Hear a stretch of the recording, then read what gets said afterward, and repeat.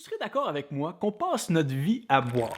Ça commence avec le lait de maman, puis ensuite celui de la pharmacie, puis celui de l'épicerie, et finalement celui du dépanneur, parce que nos parents n'ont plus le temps d'aller à l'épicerie. Arrivé à la garderie, on se sophistique au jus le plus sucré possible. L'école primaire nous raffine, thé glacé, limonade, lait au chocolat. À l'adolescence, on s'enivre de boissons gazeuses, même quand maman dit non. Au cégep, on découvre le café et parfois la bière. La vie adulte et Ricardo nous apprennent les meilleurs accords mets et vins. Et il y a ce type de personnes assez bizarres qui continuent de boire des tisanes ou du thé. Mais il n'y a qu'un seul breuvage qu'on boit tous sans aucune exception. Hey Sam, Oui? Quoi? es-tu en train de faire une vidéo Ça me parle? Ouais? Pourquoi?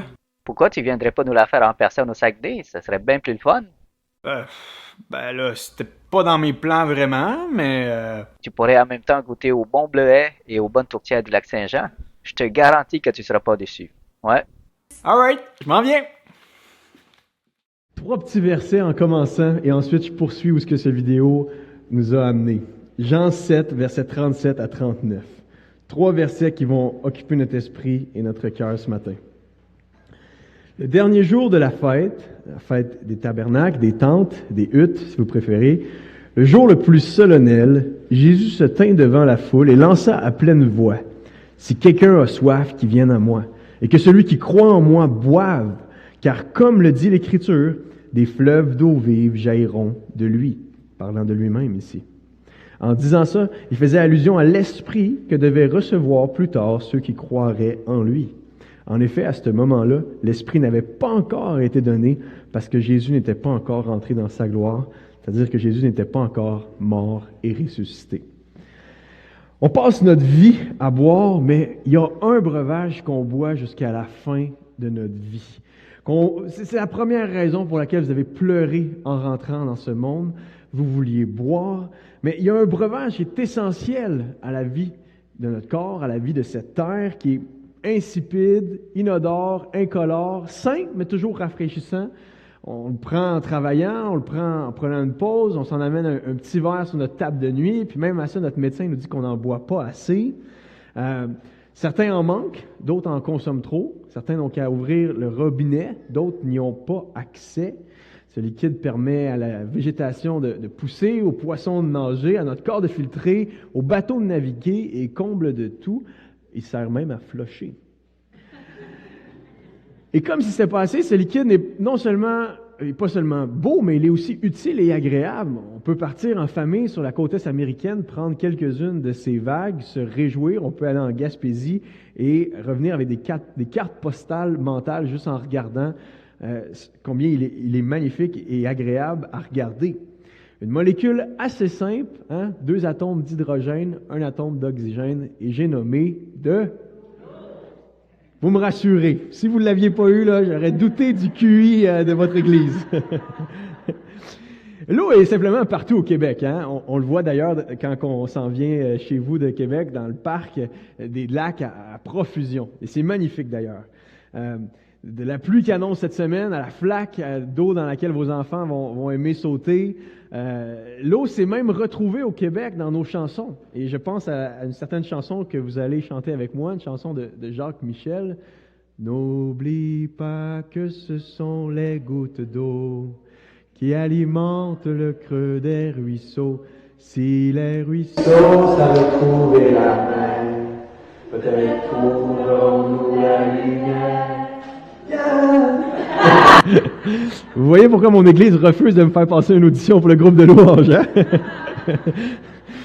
Cette chanson de Jacques Michel est intéressante parce qu'elle nous rappelle qu'il y a certaines soifs que l'eau même ne peut pas étancher. Vous savez, ce genre de soif qui n'est pas naturel, mais qui est plutôt, je dirais, existentielle, des soifs spirituelles.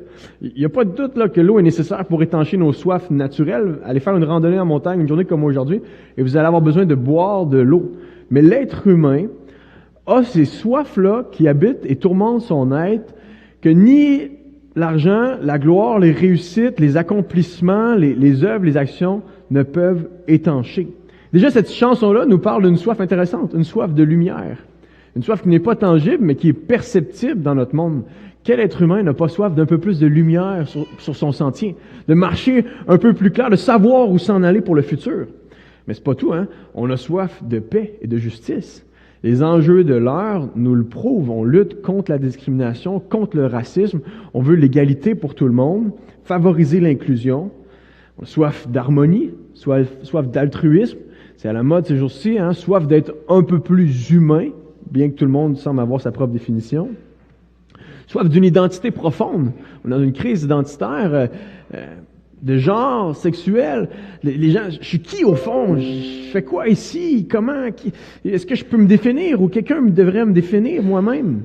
Et quand je regarde les gens, les jeunes particulièrement aujourd'hui, je réalise comment ils sont assoiffés de sens. Hein? Trop de temps pour vivre, mais pas assez de raisons de le faire. Trop de beauté et de bonté dans ce monde qui les percute à la minute, mais personne à qui remercier. Et ça, c'est la tragédie que je rencontre autour de moi. Des jeunes qui ont trop d'amour à donner, mais personne vers qui le diriger. Soif de vérité, encore une autre soif qui est non tangible, non matérielle, mais qui est extrêmement perceptible. La pandémie nous l'a prouvé. On avait horreur des fake news. Hein? On veut pas du simili-poulet, on veut du vrai poulet. Je suis le seul qui veut du vrai poulet? Soif de rédemption. On sent que nos vies sont un peu fracassées, maganées, décousues, décollées. On se demande qui c'est qui va racoler tout ça. Soif de beauté, soif d'amour. Raymond Lévesque le demande, à quand les hommes vivront d'amour? J'aime ce que Mère Teresa a écrit concernant l'Occident. Elle dit, les gens ont soif d'amour, d'un amour compréhensible qui est la seule réponse à la solitude et à la grande pauvreté. Elle dit, c'est pourquoi nous, là, les chrétiens, on est capable de se rendre dans des pays comme l'Angleterre, les États-Unis, l'Australie, le Canada, où les gens ne sont pas nécessairement affamés de pain, mais ils souffrent d'une solitude terrible, d'un désespoir terrible, d'une haine terrible. Ils se sentent indésirables. Ils se sentent impuissants. Ils se sentent désespérés. Ils ne savent plus sourire. Ils ont oublié la beauté d'une caresse humaine. Ils sont en train d'oublier ce qu'est l'amour humain. Ils ont besoin que quelqu'un les aime, les comprenne et les respecte. Et cette liste de soifs intangibles là, pourrait continuer éternellement. Hein? Soif d'équilibre, soif de vivre à fond, soif d'embrasser une cause qui va nous faire vivre, soif d'une spiritualité qui est remplie, qui est logique et qui est viable, soif que notre vie ait un sens qui traverse la tragédie pathétique de la maladie, la souffrance, la dégradation et la mort, ultimement. Des soifs qui hantent et tourmentent l'être humain qui se retrouve dans les arts, dans les médias, dans les films. Et c'est la raison pour laquelle chaque année on paye beaucoup de sous pour regarder ces films-là, où est-ce qu'on voit que ces soifs-là sont mis de l'avant. On voit ce héros traverser la mort, alors qu'on pensait qu'il était mort, finalement se relève et ressuscite et devient le grand héros, traverse la mort. Ces soifs, je pensais pendant un instant, torturaient simplement les Québécois. Pour vrai, pendant un instant, je me suis dit, c'est peut-être juste nous, les Québécois, tu sais, on sait pas trop d'où on vient, on se fait dominer dans le passé, dans l'histoire, on est des victimes, les Anglais, puis on est pris avec une sorte de crise identitaire, puis on n'est pas capable de s'en débarrasser. Mais, là, quelques années, à la fin de nos études universitaires, moi et ma femme, on est partis en Australie. Et on a passé 6 semaines là-bas à se promener avec un pack-sac. Et j'ai fait un constat, vous allez me dire, peut-être simple, mais pour moi, ça a été un eureka. En revenant dans l'avion, j'ai dit à ma femme, l'humanité est l'humanité. J'étais allé au bout du monde à 30 heures, à 30 heures de vol, passer par la Chine, attraper un méchant virus, puis c'est vrai d'ailleurs. Je me suis rendu en Australie et j'ai réalisé là, que ces jeunes-là couraient exactement après les mêmes choses qu'ici au Québec. Les mêmes choses. Et là, tu es dans les Airbnb, là, puis là, tu as des conversations au soir, puis ils te disent, moi, j'ai quitté ma famille, je suis venu ici parce que je cherche une paix intérieure. Moi, je cherche... Tu sais, ils ont tout en Australie, là. C'est le paradis sur Terre. C'est même la gastronomie, mais bien sûr, les paysages. Et pour vrai, il n'y a aucune raison d'avoir soif de quelque chose là-bas. Mais constamment, on rencontrait des jeunes qui avaient soif de plus, soif de vie, soif de vérité, soif d'amour. Je pense que ce sont des soifs qui nous habitent tous et toutes. Et je ne connais pas de meilleure illustration de la soif humaine que ce que le prophète Jérémie a dit, ce que Dieu a dit au peuple d'Israël par l'intermédiaire du prophète Jérémie. Jérémie 2, « Mon peuple avait l'honneur de m'avoir comme Dieu, mais il m'a échangé contre des choses qui ne servent à rien, que les cieux soient stupéfaits. » Littéralement, là, que les cieux arrêtent de respirer. « Paralysés d'horreur, déclare le Seigneur. Mon peuple, parlant du peuple d'Israël, a commis une double faute. Il m'a abandonné, moi, la source d'eau vive, pour se creuser des citernes. Et ce sont des citernes, des puits fissurés, incapables de retenir l'eau. Mon peuple a commis une double faute. Il m'a abandonné, moi, la source d'eau vive. Et il s'est creusé ses propres réservoirs. Mais le problème, c'est que ces réservoirs ne savent pas retenir l'eau. Dans ce contexte-là, ici, Dieu adresse un reproche précisément à la tribu de Juda et leur dit, « OK, je vous ai fait sortir d'Égypte. Je vous ai libéré. Je vous ai donné 10 paroles de vie. Je vous ai donné une loi. Je vous ai donné un bon leadership. Je vous ai donné un pays fertile. Je vous ai donné un bon encadrement. Mais là, vous m'avez mis à la porte et vous avez commencé à faire comme les autres dieux. Vous avez commencé à agir comme si j'existais pas. Vous vous êtes fait des petites idoles avec la fabulation, les fantasmes de vos pensées, comme les peuples alentours. Eh bien, moi, je vous amène en tribunal et je vous accuse d'une double faute. Vous m'avez délaissé, puis regardez votre état, vous êtes assoiffé. Et ça m'amène à ma première vérité. Je vous propose que sans Dieu, l'être humain meurt de soif. Sans Dieu, je meurs de soif. Sans Dieu, vous mourrez et vous allez mourir de soif. À petite échelle, Israël ici représente l'humanité entière. Nous avons abandonné notre Créateur, source de vie physique, mais aussi source de vie pour l'âme, pour aller vers des eaux qui ne rassasient pas. On est passé de l'eau fraîche là, qui coule tranquillement des montagnes et qu'on peut cueillir comme ça, qu'on peut ramasser avec un bon verre d'eau puis qu'on peut boire, à l'eau du robinet ben trop chlorée. Je ne sais pas si au Saguenay c'est très chloré, mais en tout cas chez nous, quand on ouvre le robinet, c'est pas très bon. Comme un petit enfant là, qui dit à ses parents, « J'ai pas besoin de toi, je peux me débrouiller tout seul. » Tel est l'état du cœur humain, qui préfère ces eaux usées et amères que la source d'eau vive intarissable. Ça me fait penser, je viens d'une famille de 5 enfants, et lorsque j'étais jeune, on aimait sortir, prendre des marches, puis à un certain moment donné, une belle journée d'été, un peu comme aujourd'hui, on est sortis, et là, mon frère, après 1 heure, se tient plus, puis on n'a plus d'eau, puis il a soif, mais soif de soif, là. Il est en crise, il veut boire. Ma mère trouve un restaurant pas trop loin, je pense que c'était une belle province. On rentre dans le restaurant, et mon frère spot, voit une bouteille blanche sur la table, attrape cette bouteille-là et commence à boire comme ça. Mais c'était du vinaigre. Crache ça partout sur la table. J'ai encore la scène dans ma tête. Mais n'est-ce pas que ça ressemble à l'être humain? Tellement soif de quelque chose, soif de vie, soif d'amour, soif de paix, que donne-moi n'importe quelle bouteille d'eau amère, n'importe quel vinaigre amer de ce monde, puis je vais boire ça. On est prêt à prendre les idéologies de l'heure, les principes de l'heure, les codes en vigueur, les dieux du moment, les dieux de notre temps, juste pour pas avoir besoin d'aller vers notre Créateur. Et ça représente aussi le cœur de notre société, qui dit, on veut le fruit du christianisme dans l'histoire, les belles petites valeurs, mais parle-nous pas du Christ lui-même. On veut le monde de Dieu et ses bienfaits, mais parle-nous pas du Créateur. On veut comme vivre à crédit devant Dieu. Je vais profiter de son monde, mais je ne le remercierai pas pour tout ce qu'il me donne. On pense être capable de s'auto-déterminer, s'auto-affranchir, s'auto-réaliser et même s'auto-aimer. Mais on finit comme ce pirate-là dans le film Le Pirate des Caraïbes, à prendre le breuvage de ce monde et à cause de la malédiction du péché, ça ne fait que couler. Cette fameuse scène dans Le Pirate des Caraïbes, le pirate prend un breuvage et on voit juste le breuvage fort s'en aller de ses entrailles, incapable de retenir ça. Eh bien, c'est la malédiction même du péché. C'est une excellente image de la malédiction du péché. Le prophète Agé l'a dit ainsi au peuple d'Israël, vous semez beaucoup, là, vous bûchez fort, mais vous recueillez très peu. Vous mangez, mais vous n'êtes pas rassasiés. Vous buvez, mais vous n'êtes pas désaltérés. Vous êtes vêtus, mais vous n'avez pas chaud. Le salaire de celui qui est à gage tombe dans un sac percé. Comme vous gagnez super bien votre vie, mais votre portefeuille est troué. Il me semble que ça représente ma vie. Parfois, ça représente la vie de l'être humain. J'ai l'impression, on bûche, on court, on fonce, des projets, carrière, famille, etc. Puis tu cours après opportunité, après réussite, après reconnaissance. On dirait qu'il y a toujours comme quelque chose qui arrive par la porte d'en arrière, la souffrance se présente le bout du nez, la maladie, l'imprévu, puis le petit high là, finit par tomber.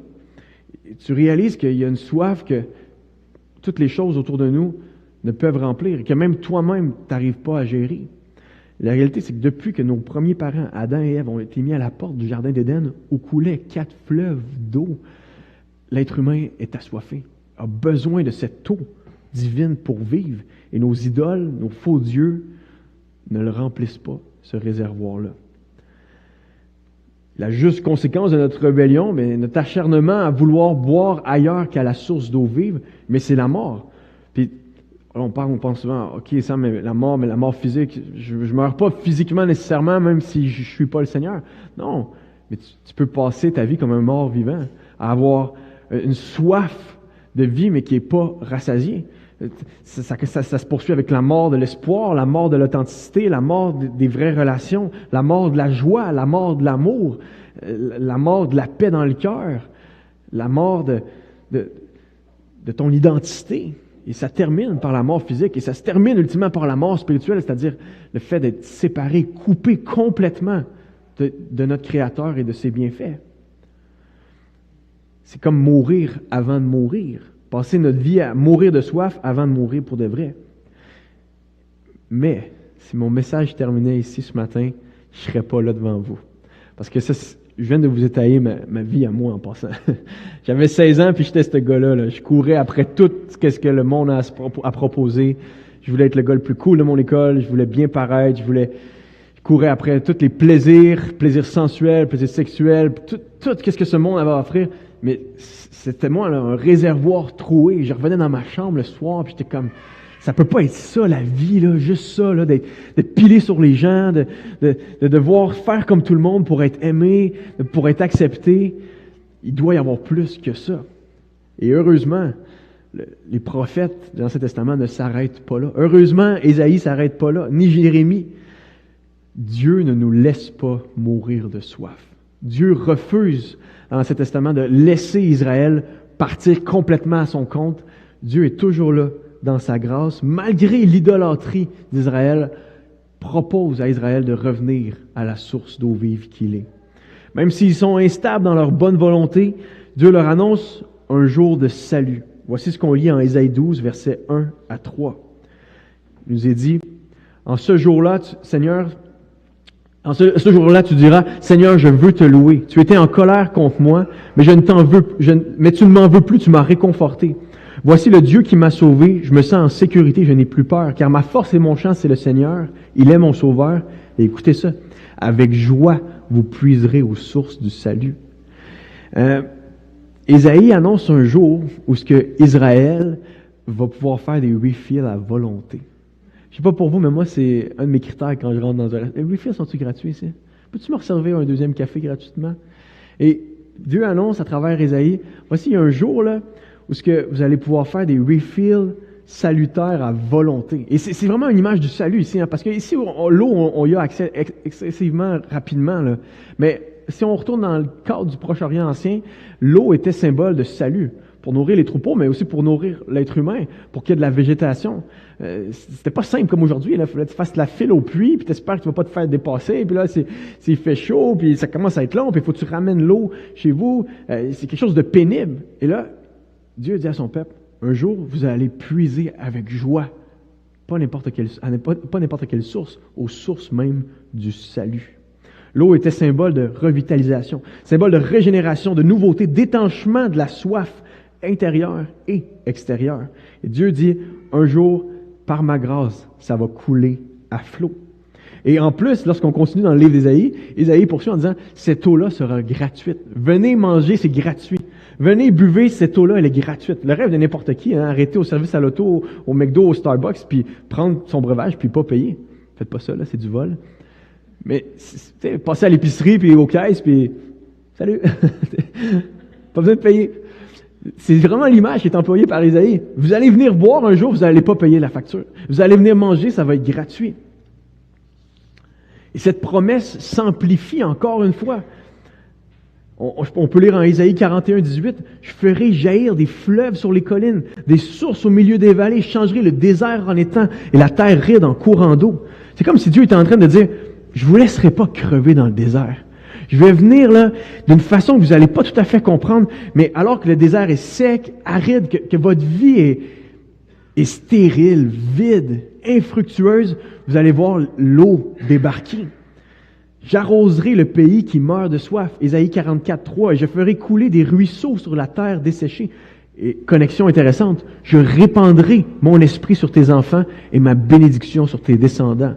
Ésaïe 44, 3, on voit qu'il y a une connexion entre cette eau vive qui est promise pour Israël et la présence même du Saint-Esprit qui sera déversée dans son peuple. Une connexion qui est là. Comme une pluie qui vient rafraîchir alors que tout est sec depuis quelques jours. Dieu dit, mon esprit va venir faire une œuvre de revitalisation et désaltérer votre soif. Et c'est pas seulement le prophète Ésaïe, hein? On voit ça chez Joël aussi. Joël annonce une prospérité nouvelle à venir pour le peuple. Il dit, en ce jour-là, parlant d'un jour du Seigneur, un jour glorieux, le vin nouveau courra des montagnes, les coteaux ruisselleront de lait. Comme choisissez votre breuvage, vous aimez le lait, buvez du lait, vous aimez le vin, buvez du vin. Dans les torrents de Juda, l'eau coulera et du temple de l'Éternel jaillira une source. Hein, c'est l'idée que le temple, là où Dieu est présent pour bénir son peuple, eh bien, sera un jour extensionné et il y aura un fleuve qui déversera du temple. Et on pense là à la prophétie d'Ézéchiel, hein, vous vous souvenez à la fin du livre, il y a comme un grand torrent qui jaillit, et alors qu'il n'y avait pas de vie autour du temple, tout d'un coup la végétation se met à pousser, les animaux viennent boire dans ce fleuve-là. On peut lire en Ézéchiel 47, 9, « Partout où le torrent arrivera, tous les êtres vivants qui grouillent vivront. Il y aura une grande quantité de poissons, car cette eau arrivera là-bas et les eaux deviendront saines. Il y aura de la vie partout où arrivera le torrent. » C'est sec, c'est mort, mais attention, le torrent s'en vient, annonce Dieu. Le prophète Zacharie va aller dans ce même sens-là, en annonçant un jour que l'eau purificatrice de Dieu nettoierait même les péchés du peuple. En ce temps-là, encore une fois, ce jour-là à venir, glorieux du Seigneur, une source jaillira pour laver les péchés et les impuretés des descendants de David et des habitants de Jérusalem. Réfléchissez à ça un instant, là. Dieu annonce au peuple d'Israël, un jour, la même eau avec laquelle vous lavez vos mains et vos corps chaque jour, cette eau-là lavera vos cœurs, nettoiera vos péchés. Une eau purificatrice qui enlève la souillure de vos vies. Ce Dieu qui connaît la méchanceté de nos cœurs, la malice de nos pensées, la violence de nos passions, l'ambiguïté de nos bonnes motivations, dit un jour, je vais tout venir nettoyer ça avec cette eau-là. Et je vous fais une petite confession ici. Avant d'avoir des enfants, je pensais que je n'étais pas si souillé et crotté que ça. Mais ça fait maintenant 3 ans, on a des enfants. Et c'est drôle parce que mes sœurs ont eu des enfants aussi dans le même moment. Et à un moment donné, je parlais avec ma sœur, puis on commence à se dire comment on n'est pas bon, tu sais, puis impulsif, puis manque d'amour envers notre femme, notre mari, puis comment on est colérique un peu avec les enfants, puis on manque de patience, manque d'amour, manque de décentrage de soi, tu sais. Puis là, à un moment donné, ma sœur, elle m'a dit quelque chose. Sam, on est vraiment dégueulasse. Hein? Non, mais il me semble, depuis ce temps-là, j'ai comme fondé un club, là, le club des dégueulasses, sauvé par un sauveur efficace. Tu sais. Qui ce matin dit, je fais partie de ce club-là, moi aussi. La première étape, hein, de réaliser, j'ai besoin d'être nettoyé. Parce qu'il y a quelque chose, il y a une tâche qui ne s'enlève pas dans mon cœur. Et je vous lis tous ces textes-là ce matin de l'Ancien Testament, pas juste pour m'étaler, mais parce que je veux qu'on comprenne ensemble quelle était l'attente d'un Juif du premier siècle. Il y a 2000 ans de ça, comment un Juif moyen qui croyait au Pentateuque, aux prophètes, aux écrits, aux psaumes, aux proverbes, aux écrits de sagesse, eh bien, ces espoirs-là étaient les siennes. Un jour, l'eau va couler à flot. Le peuple d'Israël s'est attaché à cet espoir-là qu'un jour, Dieu déverserait sur son peuple une eau de vie, de pardon, d'amour, gratuitement. Et ces gens-là étaient pareils comme nous, hein, avec des soifs intérieures. Il y avait des générations, les jeunes adultes, des jeunes familles, des gens plus vieux, des parents retraités, des grands-parents. Puis ces gens-là vivaient la vie comme nous, bien sûr à différentes cultures, mais quand même, il y avait cet espoir-là qu'un jour, Dieu va venir inonder son peuple. Que Dieu va faire de quoi, puis ça va être grandiose. Et d'ailleurs, chaque année, ils avaient une fête, la fête des cabanes, où ils se réunissaient au temple pendant 7 jours.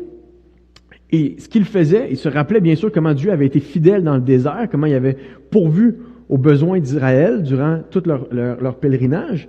Mais cette fête-là avait pour but aussi d'anticiper ce fameux jour-là glorieux où Dieu allait déverser son eau gratuitement. Et ce qu'il faisait, l'histoire nous dit que lors de cette fête, à chaque jour, il se rendait en procession, c'est-à-dire en gros groupement solennel, du temple au réservoir de Siloé, en chantant et en lisant ces textes-là que je viens de vous lire, ces promesses-là, et il le faisait génération après génération, année après année. Et lorsqu'il arrivait au réservoir de Siloé, à chaque journée, il prenait un vase d'eau, le remplissait dans le réservoir, retournait au temple, et là, tu avais probablement un des prêtres, peut-être même le grand prêtre, qui lançait l'eau dans le temple. Et c'était une manière symbolique de dire, un jour, cette eau-là va vraiment déverser du temple. Et là, chaque jour, il retournait, 5e jour, 6e jour, et il revenait, tu sais. Puis moi, j'imagine certains Israélites, ouais, c'est un peu bizarre notre affaire, là. Est-ce que vraiment Dieu va faire de quoi, tu sais? Puis parce que moi, j'ai des vrais problèmes, là, c'est beau, là, tout ça, là, mais Dieu, peux-tu vraiment faire de quoi dans ce monde-ci, là, tu sais? Puis les historiens nous disent que la dernière journée était une journée où c'était un peu comme le paroxysme, là, le sommet de la fête. Il y avait une quantité plus abondante qui était recueillie. On ne sait pas exactement combien, mais là, il en cueillait de l'eau dans le réservoir de Siloé. Et il arrivait au temple, même affaire, l'eau était déversée. Et ils ont fait ça année après année, dans des centaines d'années. Mais il y a 2000 ans de ça. Un jeune rabbi du nom de Yeshua, de Nazareth, peu connu, mais on avait entendu parler de lui. Il enseignait bien, il avait fait des trucs un petit peu prodigieux, et débarqué à cette fête-là. Et lors du 8e jour, avec sa gang de boys sur le côté, alors que l'eau était déversée, il s'est levé devant tout le monde et il dit « Hey! Si quelqu'un a soif, qu'il vienne à moi, et que celui qui croit en moi boive, car comme le disent vos Écritures, des sources d'eau vive jailliront de lui. » Jésus est là, devant son peuple assoiffé, et il dit, la période de l'attente est terminée. Je suis là, maintenant, c'est bar open. Et c'est moi qui paye la facture. Venez boire. J'ai cette eau-là de vie. J'ai cette eau-là gratuite. Cette eau-là de pardon. Cette eau-là de justification. Venez boire. C'est moi l'eau vive. Restez pas pognés dans votre tradition, dans vos rituels. Ces rituels-là avaient pour but d'annoncer qu'un jour Dieu viendrait en personne. Le temple, la présence de Dieu allait venir sur 2 pattes.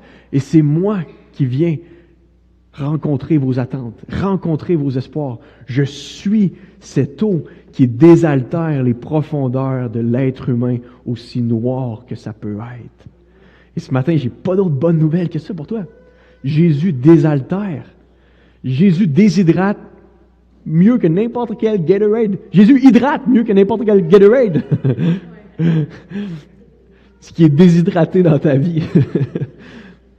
Jésus s'attribue en disant ça, toutes ces prophéties-là. Ézéchiel, Joël, Zacharie, il est en train de dire, c'est moi le vrai temple de Dieu qui devait venir. Je suis le Dieu vivant, le Dieu de vie, et je vous donne une eau que ce monde ne peut pas donner parce que je suis Dieu. Parce que je suis cette source d'eau vive qui initialement devait vous faire vivre et revivre. Jésus accomplit cette fête et réalise ses attentes messianiques. Il est l'eau de vie qui vivifie partout où il passe. Dans les quartiers pauvres de Jérusalem, dans les quartiers riches, en Galilée, en Samarie, Jésus vivifie, guérit, annonce que Dieu est en train de faire de quoi? De big, parce qu'il est présent dans le temps et le monde des hommes personnellement. Et quelle est concrètement cette eau qui donne la vie? Bien, l'apôtre Jean nous donne une petite note éditoriale en disant, lorsque Jésus prononce ces paroles-là, il était en train de dire, il faisait allusion à l'esprit que devaient recevoir plus tard ceux qui croiraient en lui. Le déversement de l'eau était une métaphore pour illustrer la manière dont les enfants de Dieu qui se confieraient en ce Messie de Nazareth allaient recevoir le don du Saint-Esprit, un don annexe et connexe au don du salut. Quand tu lis dans le Nouveau, c'est la même chose. Croire en Jésus, c'est devenir enfant de Dieu. Puis devenir enfant de Dieu, c'est recevoir l'Esprit de Dieu, c'est d'être immergé, inondé.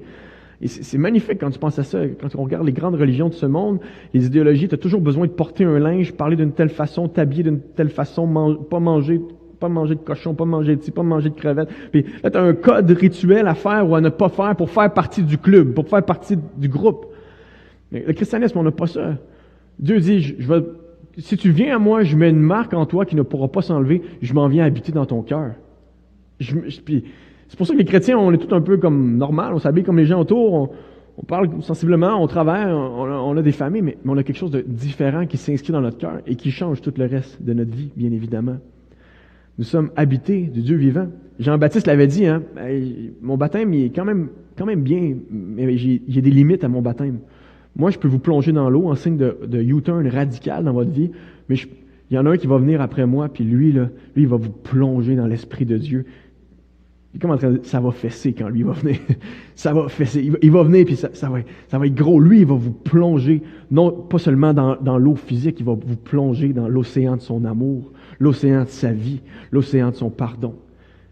Ce Jésus va vous pardonner. Et c'était l'accomplissement d'Ézéchiel 36, 25 à 27. Je vous donnerai un cœur nouveau, je mettrai en vous un esprit nouveau, j'enlèverai votre cœur de pierre et je vous donnerai un cœur de chair, je mettrai en vous mon esprit.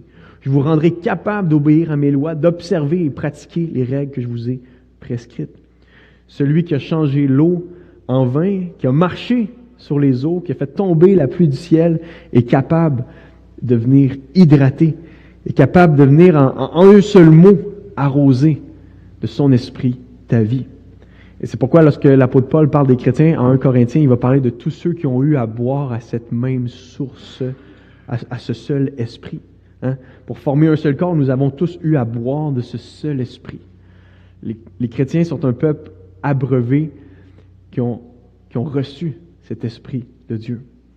Et Jésus étanche littéralement et éternellement nos soifs. Jésus, c'est l'invitation qu'il a faite à la Samaritaine. Hein? Si tu m'avais demandé de l'eau, là, je t'en aurais donné, puis tu n'aurais plus besoin d'en boire jusque dans l'éternité.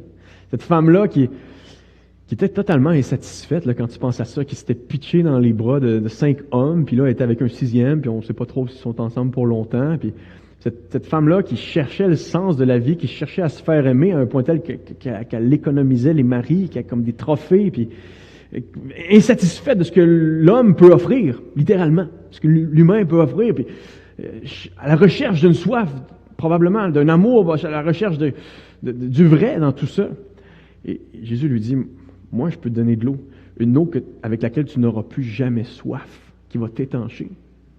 Il y a quelques semaines, j'ai reçu un appel assez, quelques mois en fait, un appel assez touchant.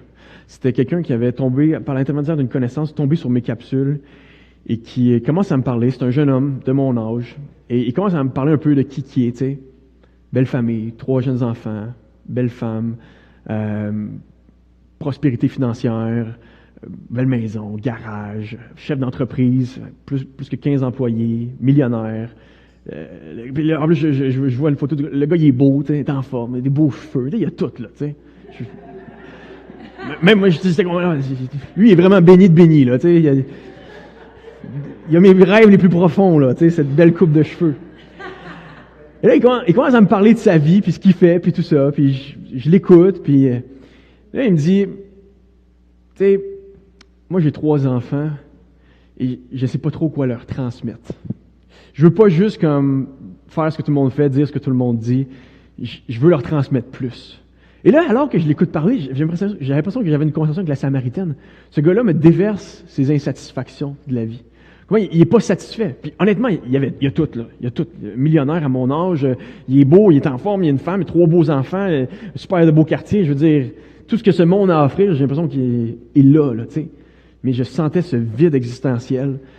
3 beaux enfants, mais c'est pas quoi leur donner de mieux, de plus, tu sais. Mais il est tombé sur mes vidéos, puis commence à me dire, j'aime ces valeurs-là, je sens qu'il y a plus et je veux donner ça. Et je commence à y partager l'Évangile, puis je partage mon témoignage, mais je partage aussi que, effectivement, le Seigneur nous donne une belle, grosse vie propre, riche, intérieurement et pas juste extérieurement. Et ce gars-là donne sa vie à Dieu, sa femme se convertit, commence à découvrir la beauté du Seigneur, commence à aller dans une bonne église, à entendre l'Évangile. Quelques semaines après, il me demande est-ce que si je veux les marier, ben oui, je vais vous marier. Ça va me faire plaisir, en accord avec l'Église et tout ça, de fait de belle façon. Puis je les ai mariés il y a quelques semaines et toute leur entreprise et la famille était là, entend parler de la bonne nouvelle de Jésus.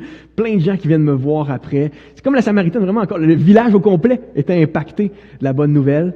Et il m'a dit une phrase qui m'a vraiment touché. Il dit, Sam, une des plus belles choses maintenant dans ma vie, c'est quand que, parce qu'ils vont à l'église maintenant le dimanche matin, il dit, c'est quand que durant la semaine, je vais au parc avec mes enfants, je fais des activités, et j'entends mes enfants chanter les chants de l'école du dimanche. Puis il était quasiment en larmes, puis il me dit, ça là, tu sais, ça me touche, excusez-moi. Tu sais, il m'avait appelé pour ça. Il m'avait dit, j'ai rien à donner à mes enfants. Puis il me dit, ça c'est la chose qui réjouit le plus mon cœur. De voir mes enfants chanter ces merveilles-là. Excusez-moi. Ce jeune homme-là qui s'appelle Gabriel est la démonstration incarnée que Dieu répond encore aujourd'hui, même dans un contexte hyper difficile. Puis c'est bien, il faut se l'avouer, on est en contexte d'hostilité au Québec contre la religion. Dieu est encore là. Et il répond à nos soifs intérieures, à nos questionnements. Il vient étancher gracieusement nos soifs. Et il le fait gratuitement. Jésus le fait gratuitement. Il inonde nos vies de son amour. Et c'est l'encouragement que j'ai pour nous ce matin. Ne soyons pas ces gens qui, même ces chrétiens-là qui, souvent, on vit au compte-gouttes. On remplit un petit peu dans nos mains, on met de l'eau de ce monde, puis on essaie de retenir ce que ce monde a à nous offrir, puis notre confiance est dans les choses, dans les possessions, même dans les gens ou en nous-mêmes, puis on est là, mais comme n'importe qui essaie de retenir de l'eau dans ses mains, ça finit par fuir, tu sais. Alors que Christ nous propose l'océan de sa vie. Il dit, plonge dans ça. C'est pas de retenir les gouttelettes de ce monde, plonge dans l'océan de ma vie. Plonge dans mon amour, plonge dans ma parole, plonge dans la communauté que je t'offre. Gratuitement. Et la réalité, c'est que si Jésus, à cette fête-là, était capable de dire, je vous offre ça gratuitement, vous avez juste à venir à moi, c'est parce que Jésus savait comment son histoire allait se terminer. Hein? Jésus savait qu'il allait devoir payer la facture pour qu'on puisse recevoir gratuitement cet esprit-là devant Dieu. Et parmi les peu de paroles que Jésus a prononcées à la croix, il y en avait une qui était tragique et vraiment fracassante lorsque le Fils de Dieu, qui a tout créé, par qui ce monde est venu, le Fils de Dieu, le seul roi que cette terre ait reçu, qui aurait dû recevoir en abondance les plus somptueux et magnifiques breuvages de ce monde, était cloué sur cette croix en disant « J'ai soif. J'ai soif. » Mais il a refusé de boire le vinaigre de ce monde. Parce que Jésus avait soif sur cette croix pour que vous et moi, on soit étanchés, désaltérés éternellement. Qu'on n'ait plus à courir à droite, à gauche, mais qu'on soit comme cette biche qui retourne matin après matin au courant d'eau et qui reçoit cette source d'eau-là qui la fait vivre intérieurement. Jésus devient celui qui a soif sous la malédiction de l'alliance de Dieu, de sorte qu'à ceux qui ont soif, ils puissent transmettre l'esprit qui désaltère et leur dire « Tout est accompli, j'ai payé la facture, vous n'avez qu'à venir. » Telle est l'invitation de notre Seigneur. Venez, vous qui avez soif, venez vers moi.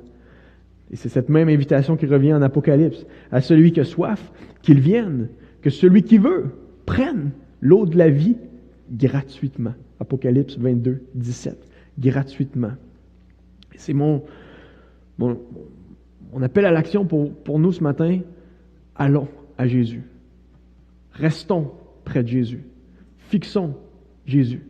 Soyons ce peuple de vie qui n'a aucune autre eau que Jésus lui-même. Et la bonne nouvelle, c'est que cette eau-là étanche nos soifs. J'ai parlé de soif de lumière. Dans sa lumière, nous voyons la lumière. J'ai parlé de soif de paix. À lui, nous devrons notre paix. J'ai parlé de soif de justice. Le chrétien vit justifié dans la justice de Dieu. On a soif d'amour. Le chrétien, sa vie est centrée sur l'amour. Il a été aimé le premier. Il aime Dieu en retour. Il aime son entourage. On a, même les non-croyants, ont cet instinct-là que l'amour est le centre du monde. Hein? Tu ouvres la TV, puis Marie-Lou te parle d'amour. L'amour est dans les prés, l'amour est partout, l'amour dans la cuisine. Tout le monde en parle. On sent que l'amour, ça semble être la pièce maîtresse, mais tout le monde a sa sauce de l'amour, sa définition de l'amour. Mais c'est vrai, l'amour est le centre du monde. Nous sommes aimés de notre Dieu. Nous habitons l'espace de sa grâce. Dieu nous aime. Il nous a aimés en son Fils et ça peut devenir le centre de notre vie suffisant pour nous faire vivre dans l'amour. Un amour qui comble. Soif de sens, la vision du monde nous donne un sens que même les meilleurs livres de philosophie ne peuvent pas nous donner. Soif d'une identité profonde, Dieu vient habiter en nous et nous déclare enfants de Dieu. Ce jour, si vous me demandez, t'es qui toi Sam? Je peux vous dire, j'ai 31 ans, je suis papa, chauve, marié, j'aime le sport, missionnaire, Mais pour vrai, si tu veux une phrase qui décrit qui je suis un enfant de Dieu, un disciple. Parce que c'est ça le centre de ma vie, c'est ça qui va jamais décoller de mon identité. Même la mort ne me séparera pas de ce que je suis en Christ. Soif d'une vérité, sa parole est la vérité. Soif de beauté, le monde nous appartient et un jour on sait qu'il sera restauré à notre plus grand avantage. Soif de vie, Jésus est ressuscité et il te traîne dans sa vie, même quand la mort cherche à te courir après. Soif d'équilibre, Jésus restaure notre vie et nous amène à vivre en obéissance à celui qui a créé toutes les facettes de ce monde afin qu'on puisse vivre d'une façon qui est pieuse, qui est tranquille, qui est saine, qui est équilibrée. Soif de rédemption, Jésus nous regarde et nous dit « Va, tes péchés sont pardonnés ». Aucun homme, aucune philosophie, idéologie ne peut faire ce que Jésus a fait. Personne ne peut pardonner tes péchés, ne serait-ce que le Fils de Dieu qui est mort sur cette croix. Je termine en lisant le psaume 42, versets 2 et 3. « Comme une biche tourne la tête vers le cours d'eau, je me tourne vers toi, ô Dieu. J'ai soif de Dieu. J'ai soif du Dieu vivant. » Amen. Prions ensemble si vous le voulez bien.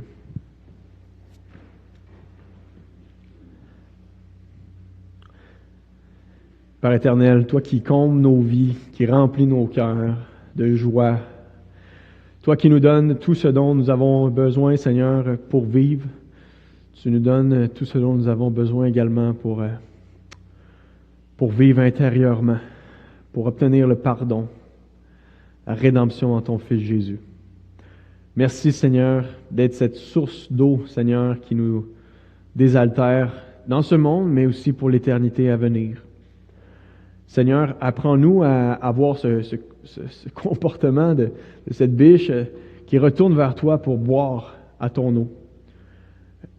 Merci d'identifier en ce moment même et durant cette semaine les citernes que nous nous sommes creusées, pensant qu'on pouvait de manière indépendante de toi avoir une certaine forme de sécurité, d'identité, de confort sans toi.